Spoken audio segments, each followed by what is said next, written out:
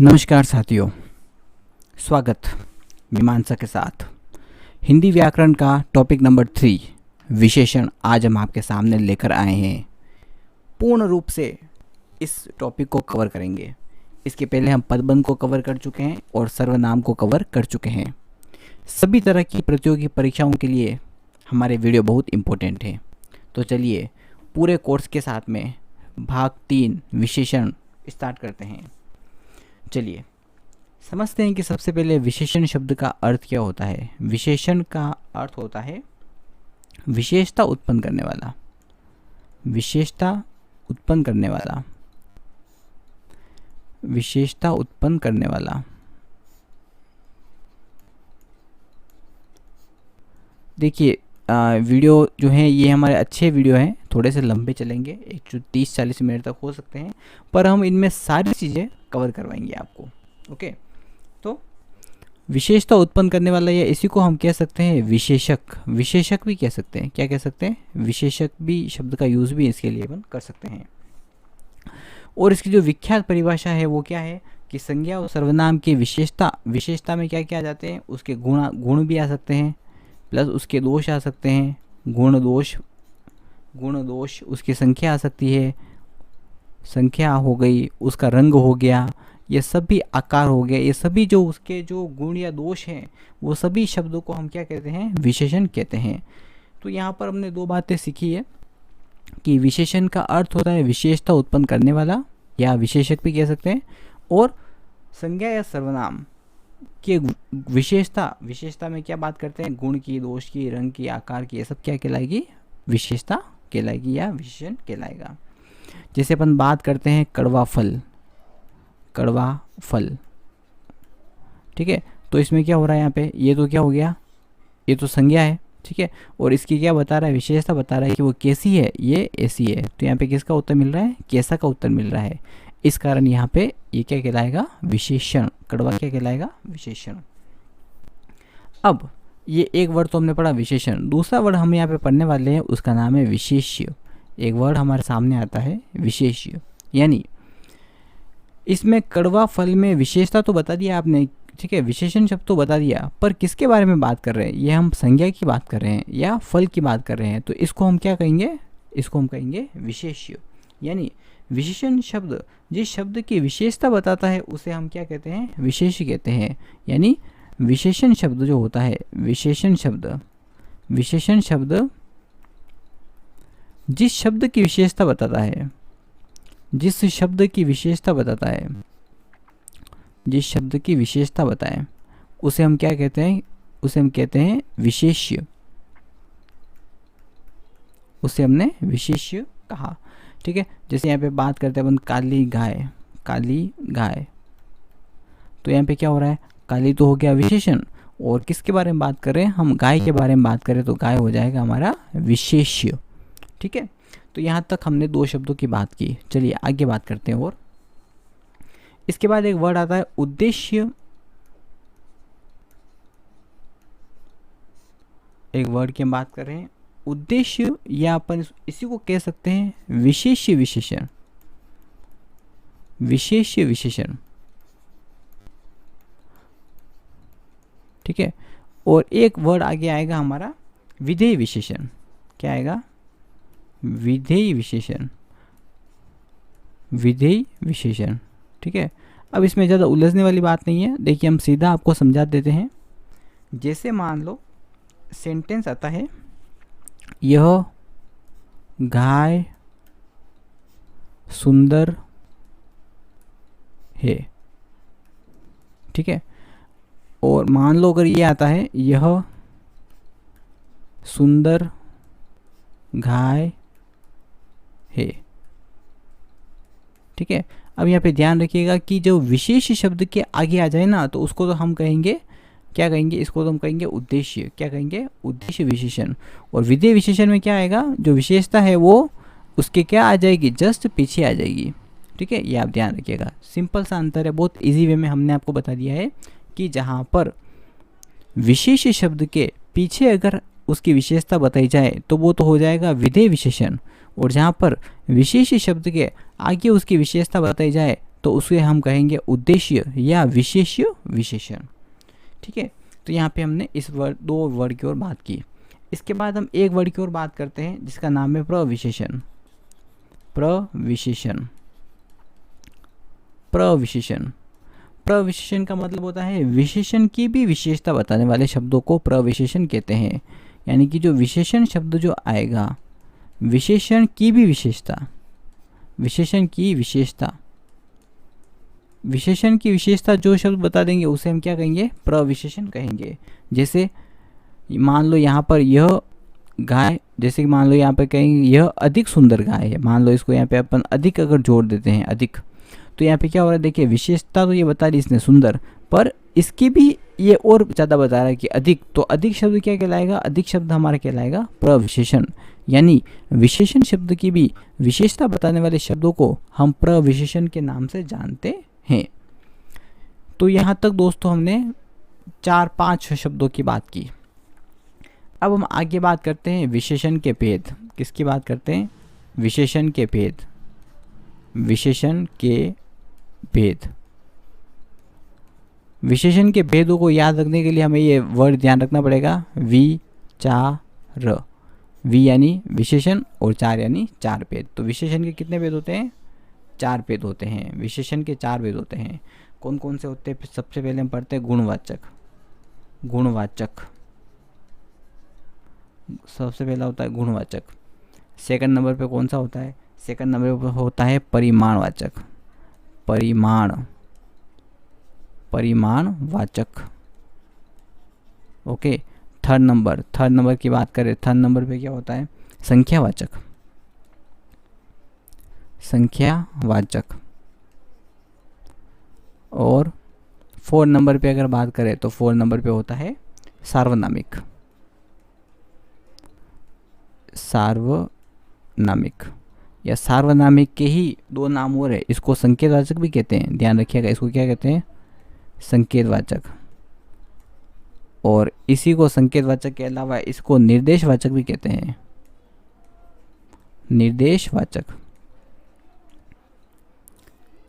ठीक है, ये आप ध्यान रखिएगा।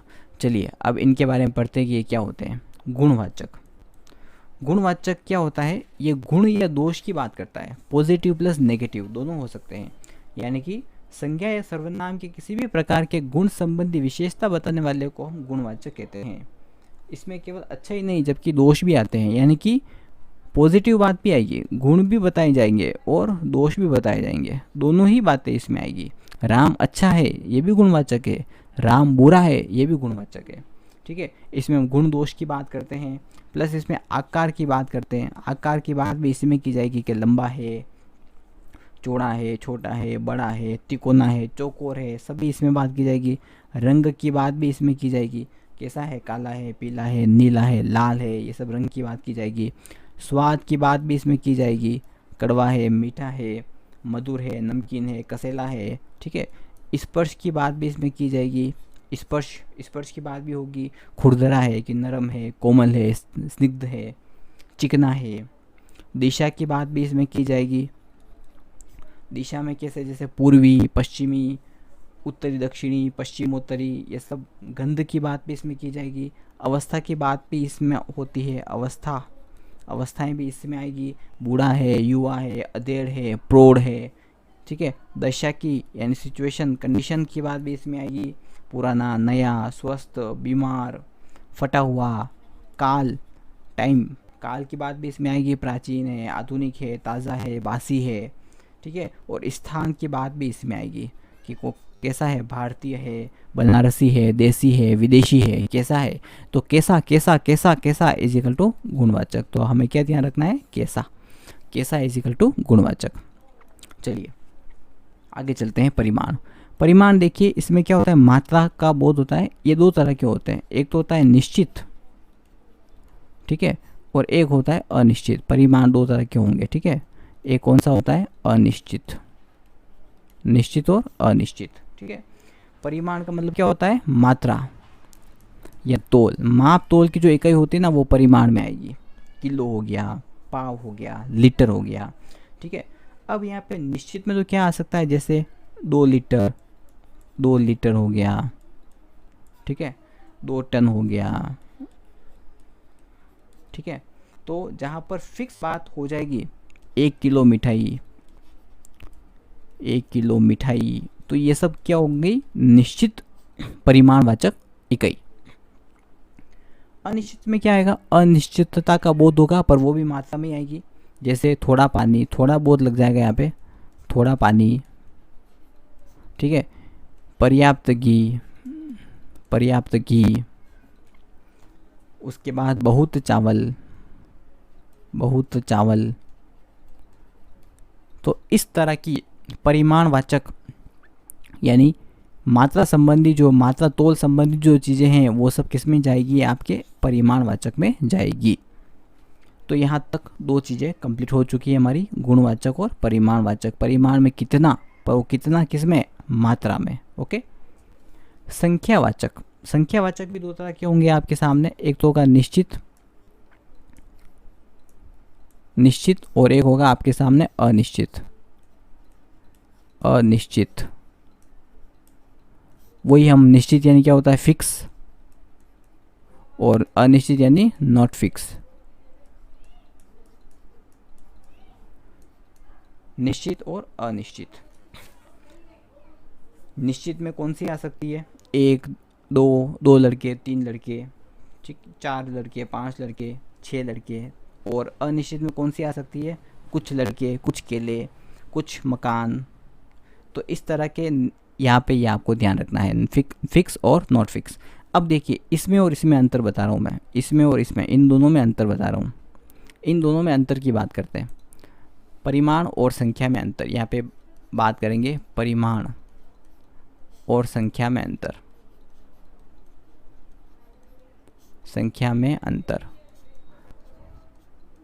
और इसको अच्छा सा समझ लेते हैं एक बार, ताकि और ज़्यादा यह हमारे क्लियर हो जाएगा। जैसे मैं बात करता हूँ, थोड़े रुपए मुझे दो, थोड़े रुपए मुझे दो। और एक और बात करते, दाल में थोड़ा नमक डालो, दाल में थोड़ा नमक डालो। तो देखिए, समझने वाली बात क्या है, रुपयों को हम क्या कर सकते हैं, काउंट कर सकते हैं। रुपयों को हम क्या कर सकते हैं, काउंट कर सकते हैं। पर नमक को हम काउंट नहीं कर सकते। इसकी क्या होती है, क्वांटिटी होती है, क्वांटिटी, मात्रा होती है, मात्रा तोल। यहाँ पर भी थोड़ा आ रहा है, पर यहाँ पर भी थोड़ा आ रहा है, पर यहाँ पर इस थोड़े को काउंट किया जा सकता है, इसलिए ये क्या होगा, संख्यावाचक में जाएगा। तो पहला वाले का आंसर क्या होगा, पहले वाले का आंसर हो गया संख्या। पर नमक को हम काउंट नहीं कर सकते, 1 नमक 2 नमक ऐसा नहीं कर सकते, ये हो जाएगा परिमाणवाचक। इसलिए कारण से इसको तोलते हैं, इकाई है यह, इस कारण से इसको हम कहेंगे परिमाणवाचक। तो इस तरह से हमें दोनों में अंतर ध्यान रखना है। चलिए, अब इम्पोर्टेंट है, इसकी बात करते हैं सार्वनामिक।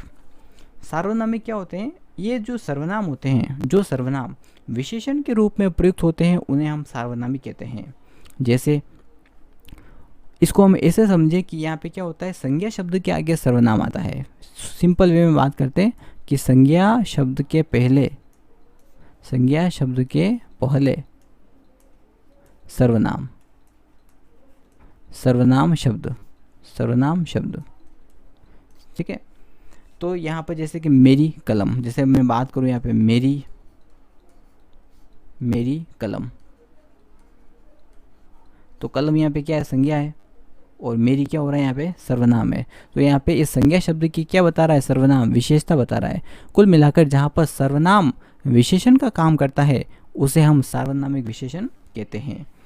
अब हम यहाँ पे कन्फ्यूज़न हो जाएंगे कि सार्वनामिक विशेषण और सर्वनाम में क्या अंतर है। तो हम यहाँ पे इन दोनों चीज़ों को क्लियर करते हैं।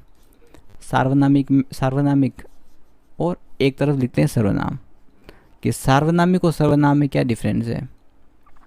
इन चीज़ों को हम क्लियर करते हैं। देखिए, जैसे कि मैं यहाँ पे बात करता हूँ, यह एक सेंटेंस लिखता हूँ मैं, यह तुम्हारी पुस्तक है, यह तुम्हारी पुस्तक है, ओके। और एक मैं लिखता हूँ, यह पुस्तक नहीं है, यह पुस्तक नहीं है, नहीं है। दो सेंटेंस आपके सामने है, ध्यान से देखिएगा इसको। देखिए यहाँ पर यह तुम्हारी, तो यहाँ पे यह क्या है, ये अलग है, और तुम्हारी ये क्या है, अलग है। ये अलग है और ये अलग है। इस कारण से यह जो है, यह यहाँ पे सर्वनाम का काम कर रहा है। यह किसका काम कर रहा है, सर्वनाम का काम कर रहा है। यह तुम्हारी पुस्तक है। पर यहाँ पर देखिए, यहाँ पर यह और पुस्तक ये दोनों अलग अलग नहीं है, ये दोनों 1 और 2 ये दोनों नहीं है, ये दोनों एक ही है। यानी पुस्तक के लिए ही यह काम कर रहा है। इन दोनों में क्या है, इन दोनों में यहाँ पे क्या बन रहा है, यहाँ पे बन रहा है घनिष्ठ संबंध। कौन सा संबंध बन रहा है, घनिष्ठ संबंध बनने के कारण यहाँ पर क्या हो जाएगा, यहाँ पे सार्वनामिक हो जाएगा। तो ये आंसर किसका होगा, सार्वनामिक इसका उत्तर होगा। कुल मिलाकर मैं यहाँ पे ये बात कहना चाहता हूँ कि जहाँ पर सर्वनाम और संज्ञा में घनिष्ठ संबंध बताया जाए वहाँ पर सार्वनामिक विशेषण होगा, और जहाँ पर उसका भाव अलग निकल जाए वो सर्वनाम में आएगा। जैसे मैं बात करता हूँ, उसने बच्चे को बचाया। देखना ध्यान से एक और, उसने बच्चे को बचाया। एक सेंटेंस आपके सामने ये है, और एक सेंटेंस में देता हूँ, उस बच्चे को बचाओ, उस बच्चे को बचाओ। अब देखिए यहाँ पे डिफरेंस देखिएगा। यहाँ पे उस बच्चे, यहाँ पे क्या बता रहा है, ये वापस क्या बता रहा है, घनिष्ठ संबंध बता रहा है। बच्चा कौन, उस बच्चे को यहाँ पे, परंतु यहाँ पे उसने और बच्चे, उसने यहाँ पे अलग वर्ड है, उसने यहाँ पे अलग अलग दिशा की ओर इंगित कर रहा है। उसने, ये अन्य पुरुषवाचक की बात कर रहा है। उसने बच्चे को बचाया, तो यहाँ पे उसने अलग है और बच्चे को अलग है, इसलिए ये किस में जाएगा, ये जाएगा सर्वनाम में।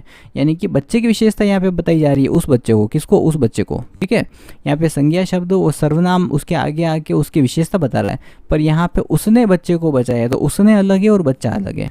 तो यहाँ पर हमें ये बात समझनी पड़ेगी कि जहाँ पर घनिष्ठ संबंध बताया जाए वहाँ पर तो सार्वनामिक होगा, और जहाँ पर घनिष्ठ संबंध नहीं बताया जाए, जबकि अलग अलग बात बताई जाए, वहाँ पे सर्वनाम होगा। ये हमें ध्यान रखना है। चलिए और एग्जाम्पल मैं करवाता हूँ ताकि और क्लियर होगा आपको। जैसे और सिंपल बात करते हैं, यह पंखा है। देखिएगा, यह सिंपल सा उदाहरण लेते हैं, यह पंखा है। और एक एग्जाम्पल और लेता हूँ मैं, यह पंखा चल रहा है, यह पंखा चल रहा है, यह पंखा चल रहा है, यह पंखा चल रहा है। अब यहाँ पर क्या हो रहा है, देखिए यह अलग है, पंखा अलग है, तो ये हो जाएगा सर्वनाम। ठीक है, पर यहाँ पर यह पंखा, उस पंखे के बारे में ही बात हो रही है, घनिष्ठ संबंध बता रहा है, तो ये हो जाएगा सार्वनामिक। ये क्या कहलाएगा, सार्वनामिक। एक और एग्जाम्पल करते हैं ताकि और क्लियर हो जाएगा। जैसे बात करते हैं, बाहर कोई खड़ा है, बाहर कोई खड़ा है, बाहर कोई खड़ा है। ठीक है, एक और दे रहा हूं मैं, कोई बालक रो रहा है, कोई बालक रो रहा है।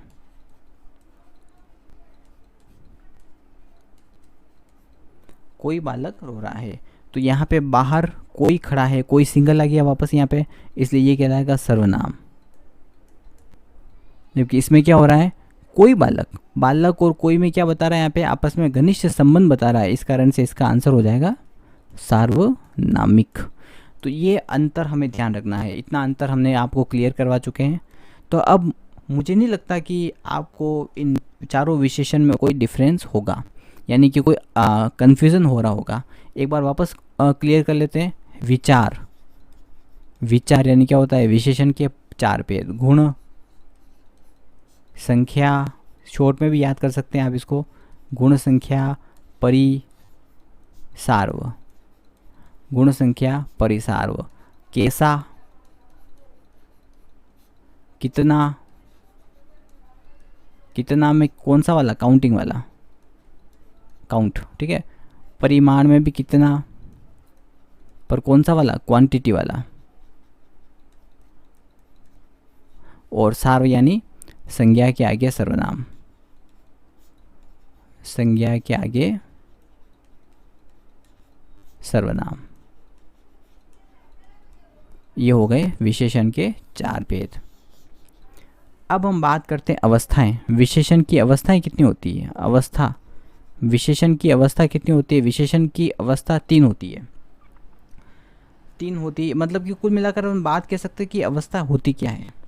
2 या 2 से अधिक व्यक्ति जो होते हैं, या फिर अपन प्राणी की बात कर ले या फिर वस्तु की बात कर ले, तो उनमें गुण कभी भी एक जैसे नहीं रहते, वे कम या अधिक हो सकते हैं।